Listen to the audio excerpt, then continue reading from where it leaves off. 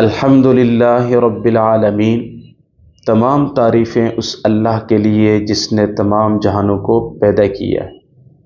سامعین کرام، اللہ تعالیٰ سے دعا ہے کہ اے اللہ تو ہر مسلمان کے ایمان کی حفاظت فرما۔ دیکھیں، سینے کے اندر ایمان ہے تو برے کاموں سے بچ پائیں گے، ایمان نہیں ہے تو میرے دوستو قدم قدم پہ ناکامی، در بدر کی ٹھوکریں اور دھکے ہر وقت لگتے رہیں گے۔ یاد رکھیے گا، اور ایمان ہے تو ہر قدم پہ آپ کو کامیابی ملے گی، ہر جگہ آپ کو خوشی اور عزت ملے گی۔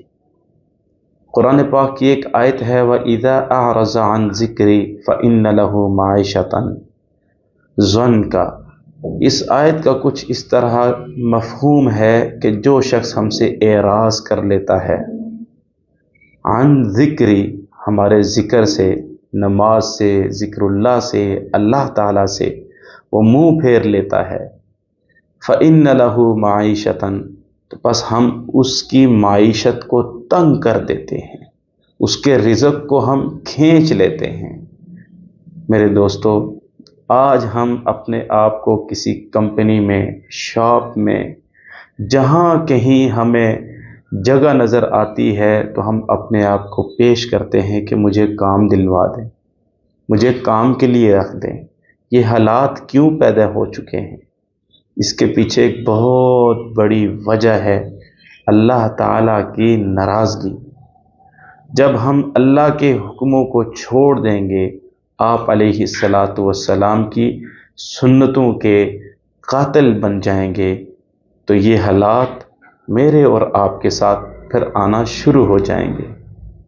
تو میرے دوستو، اس ویڈیو کے اندر میں آپ کو ایک مجرب عمل بتانے لگا ہوں کہ انشاءاللہ آپ کو اچھی جاب ملے گی، اچھا روزگار ملے گا، جہاں بھی آپ پیش کریں گے اللہ اپنے غیب کے خزانے سے روزی عطا فرمائے گا۔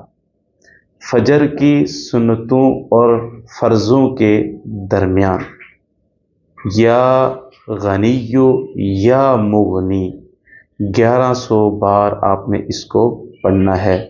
اول آخر آپ نے جو نا وہ 3 بار یا 5 بار یا 7 بار آپ درود پاک ضرور پڑھ لیجئے گا۔